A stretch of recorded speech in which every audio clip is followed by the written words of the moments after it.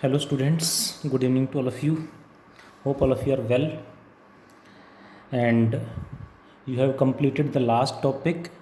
You have watched the video well and attempt the numericals.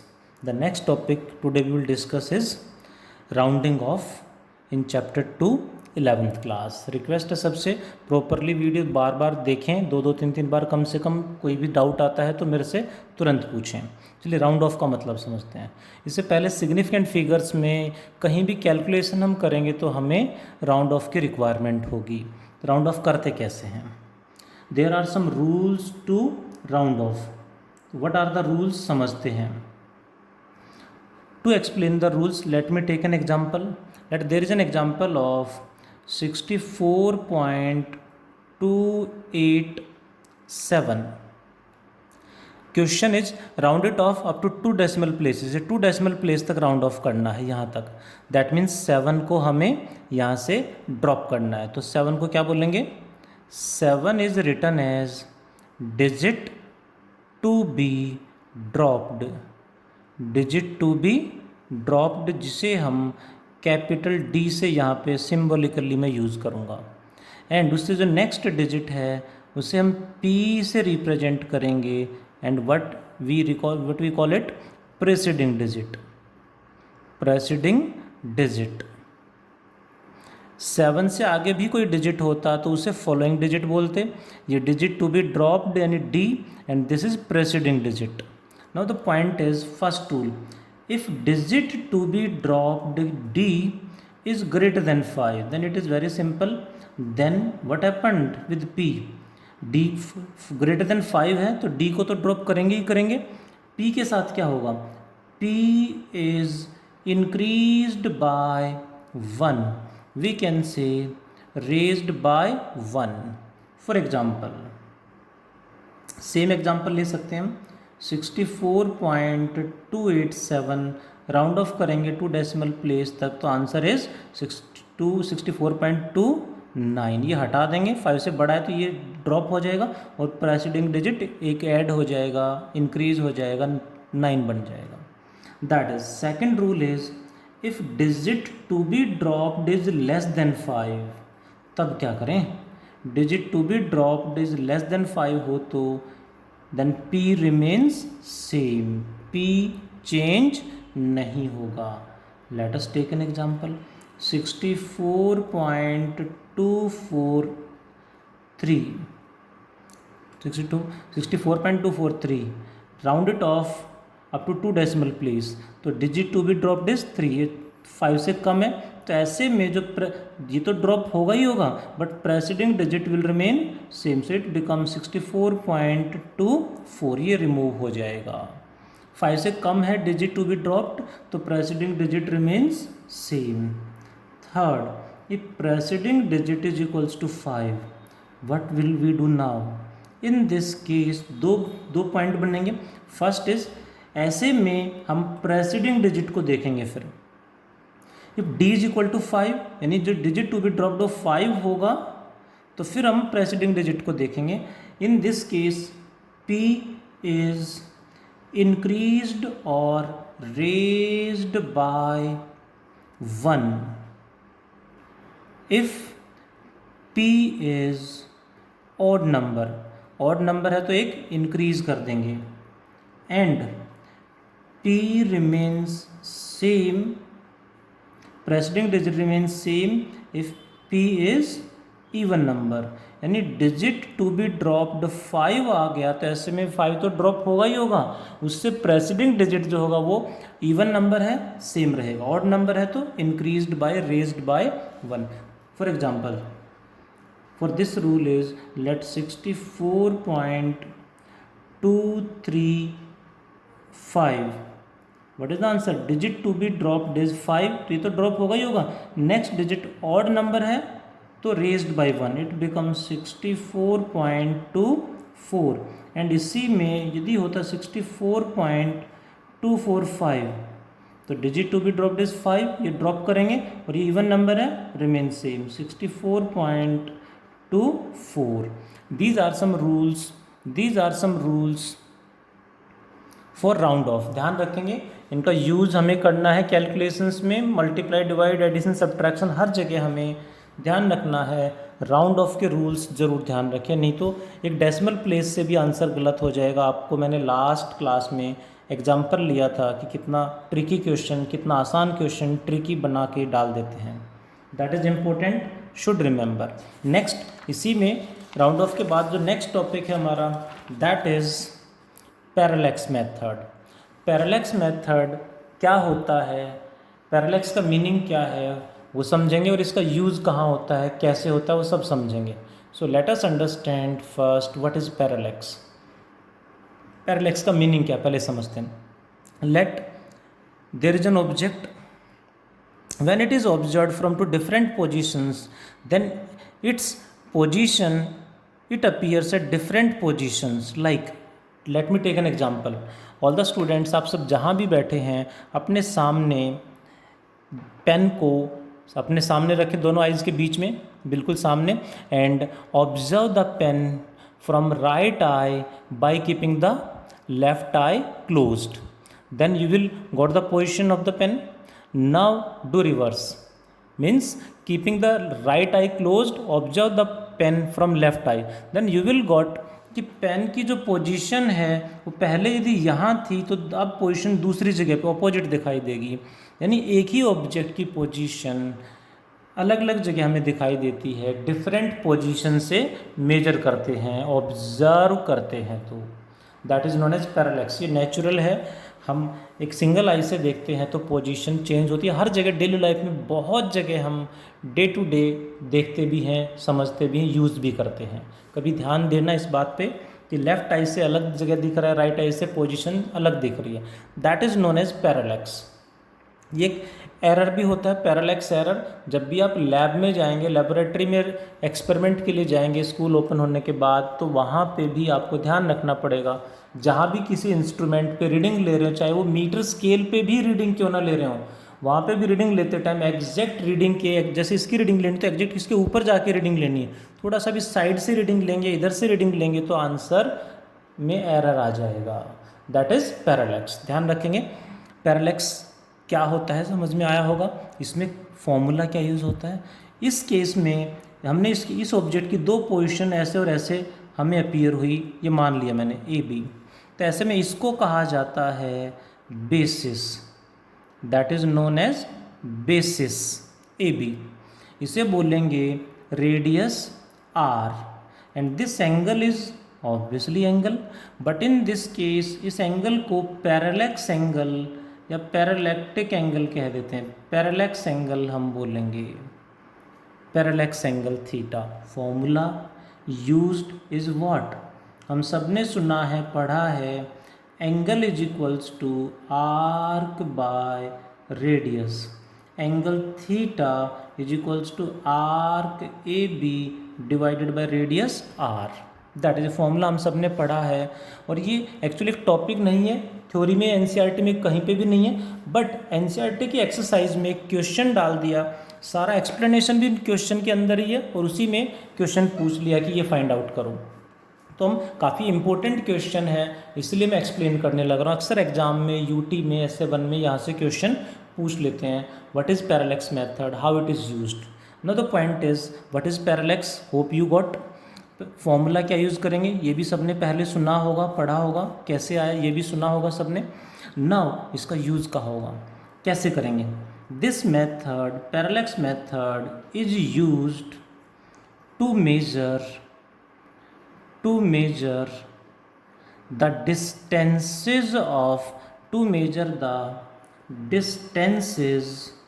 of बताएगा कोई, to measure the distances of what, stars, to measure the distances of stars, generally up to 100 light years, up to 100 light years तक जो stars लाई करते हैं उनको वो कितना दूर हैं उनकी डिस्टेंस हम मेजर कर लेते हैं। इसके बीच में कोई भी स्टार होगा तो कितना दूर है वो डिस्टेंस हम मेजर करते हैं।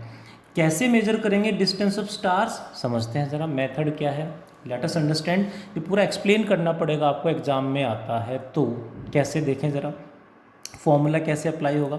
Late this is sun and obviously we know well earth revolve around the sun like this. Initially let earth is at this position, starting में अर्थ की ये पोजीशन है, मान लेते स्टार्टिंग में अर्थ यहाँ पे है, दैट इज सन, और कोई स्टार यहाँ पे है, ये स्टार कितना दूर है, इसका डिस्टेंस हमें अर्थ से बताना है। ये अर्थ से स्टार का डिस्टेंस क्या है, ये डिस्टेंस हमें कैलकुलेट करना है। कैसे निकालना है, ये कोई भी स्टार हो सकता है, कैसे कैलकुलेट करेंगे देखें ज़रा। In this case what will we do, light is coming from the star, जो लाइट इस स्टार से आ रही है उस लाइट को ऑब्जर्व करेंगे, and one more light coming from sun, sun से जो लाइट आ रही है इस लाइट के परपेंडिकुलर इन्फिनिटी से किसी और स्टार से भी लाइट अर्थ पे पहुंच रही होगी। सन से जो लाइट आ रही है इसके परपेंडिकुलर इन्फिनिटी से कहीं लाइट आ रही होगी, इसके परपेंडिकुलर ध्यान देंगे ये लाइट और इस जिसका डिस्टेंस मेजर करना है इस स्टार से जो लाइट आ रही है, इन दोनों के बीच में एंगल को हम इजीली मेजर कर सकते हैं with the help of the devices available in the laboratories. ये एंगल मेजर किया। Next point, what is the position of earth after 6 months? After 6 month you know the position of earth. 6 month के बाद अर्थ कहाँ पहुँच जाएगी, बताएगा कोई? Opposite exactly, 6 महीने बाद अर्थ की पोजीशन यहाँ होगी। अब भी लाइट इस स्टार से अर्थ पे पहुँच रही है, सन से भी लाइट आ रही है, एंड सन से जो लाइट आ रही है इसके परपेंडिकुलर इन्फिनिटी से अभी कोई और स्टार होगा जहाँ से लाइट अर्थ पे पहुँच रही है, सन के परपेंडिकुलर जो लाइट आ रही है वो देखेंगे कहीं से भी हो सकती है। नाउ इस लाइट और इस स्टार से जो लाइट आ रही है इनके बीच में एंगल हम again we can measure easily, जो लाइट आ रही है डायरेक्शन देख के इजीली हम एंगल मेजर कर सकते हैं। Now the point is if this angle is θ1 तो ये θ1 होगा, ये θ2 तो ये एंगल भी θ2 होगा। Then what will we do, which formula we will apply? Obviously total angle in this case becomes θ1 plus θ2। क्या अप्लाई करें? Same formula, angle is equals to arc by radius. Angle कितना हो गया? θ1 plus θ2 equals to what is arc? Arc हो गया ये, what is this? इसे बोलते हैं distance between earth and sun, इसे कहा जाता है 1 एस्ट्रोनॉमिकल यूनिट, 1 AU। डायग्राम ध्यान से देखेंगे यहाँ तक 1 AU, तो ये क्या होगा? ये भी distance between earth and sun 1 AU। तो total distance becomes arc, total becomes 2 astronomical unit divided by angle equals to arc by radius r। Astronomical unit क्या होता है ये भी मैं समझाऊंगा। यहाँ पे हमने यूज़ किया है, एग्जाम में गिवन मिलेगा, मॉड्यूल में स्टडी मटेरियल में है, NCERT में भी है। एस्ट्रोनॉमिकल यूनिट का मतलब क्या होता है? AU की फुल फॉर्म क्या है? 1 एस्ट्रोनॉमिकल यूनिट। ये गिवन मिलेगा, यदि क्वेश्चन आता है तो 1 एस्ट्रोनॉमिकल यूनिट को शॉर्ट में AU लिख देते हैं। What is its value? 1 astronomical unit की वैल्यू होती है, its value is 1.5 into 10 raise to the power 11 metre. What it is है क्या ये? It is the average distance, it is the average distance between earth and sun. Earth और sun के बीच में कई बार बोलते हैं डिस्टेंस चेंज होता रहता है, तो average distance between earth and sun या distance between earth and sun कह सकते हैं। ये हमें गिवन मिलेगा, हमें distance between the star and earth ये डिस्टेंस निकालना है, मीन्स आर कैलकुलेट करना है।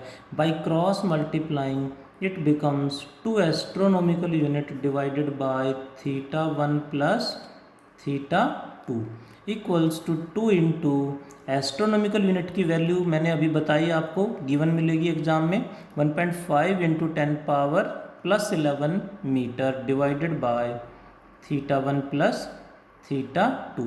θ1 θ2 की वैल्यू पुट करेंगे, आंसर आ जाएगा। By putting the value of theta one and theta two you got the answer. Actually जो क्वेश्चन एनसीईआरटी में है जिसको मैं डिस्कस कर रहा हूँ एक टॉपिक बना के, इसमें उस क्वेश्चन में एंगल की वैल्यू भी गिवन है। एंगल्स जो एंगल गिवन है, angles theta one plus theta two की जो वैल्यू गिवन है दैट इज़ 1 सेकेंड। एंगल को डिग्री में मेजर करते हैं हम, डिग्री से छोटी यूनिट मिनट, मिनट से छोटी यूनिट सेकंड। तो 1 सेकंड का एंगल है। यू नो 1 डिग्री कितना होता है? 1 डिग्री की हम 60 पार्ट कर दें तो क्या आएगा? 1 मिनट। और फिर उस 1 मिनट के भी 60 पार्ट कर दें तो आएगा 1 सेकंड। यू कैन इमेजिन कितना स्मॉल एंगल ये होगा। यू कैन इमेजिन, थोड़ा सा डायग्राम से समझाने की कोशिश करता हूँ, बट एक्चुअली जो स्टार है वो इतने लाखों करोड़ों किलोमीटर दूर है, वहाँ से जो ये एंगल मेजर करेंगे ये बहुत छोटे एंगल होते हैं। लाइट जो होंगी बहुत पास पास होंगी, सो इतना क्लोज होते हैं कि इतना स्मॉल एंगल मेजर करना is very difficult. But latest devices या टेक्नोलॉजी की हेल्प से हम आज के टाइम पे मेजर कर लेते हैं।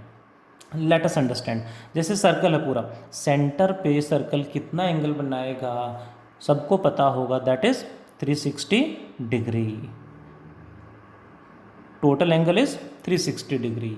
अब इस 360 में से 1 डिग्री कितना होगा? इसके 60, इसके सबके इस 360 डिग्री है तो 1 डिग्री कितना होगा? इसको 360 पार्ट में डिवाइड कर दें, और जो एक इस तरह से 1 डिग्री जो होगा वो इससे भी बहुत छोटा होगा, क्योंकि टोटल 360 डिग्री है तो 1 डिग्री 360 पार्ट में डिवाइड करना पड़ेगा पूरे को। और फिर उसमें 1 मिनट क्या होगा? उसके 60 पार्ट कर दें, 60 समझना, तो 1 मिनट आएगा। और फिर एक जो डिवीजन आया, इतना छोटा सा जो डिवीजन है उसके भी 60 पार्ट कर दें तो आता है 1 second. So you can imagine कितना स्मॉल एंगल है। मैंने एक वर्ड यूज़ किया, अप टू 100 लाइट ईयर्स तक एंगल इतना स्मॉल हो जाता है। इससे और भी दूर हैं स्टार्स, उससे ज़्यादा, उससे और दूर जो स्टार्स हैं उनका एंगल इससे भी छोटा हो जाता है, उस एंगल को मेजर करना डिफ़िकल्ट हो जाता है।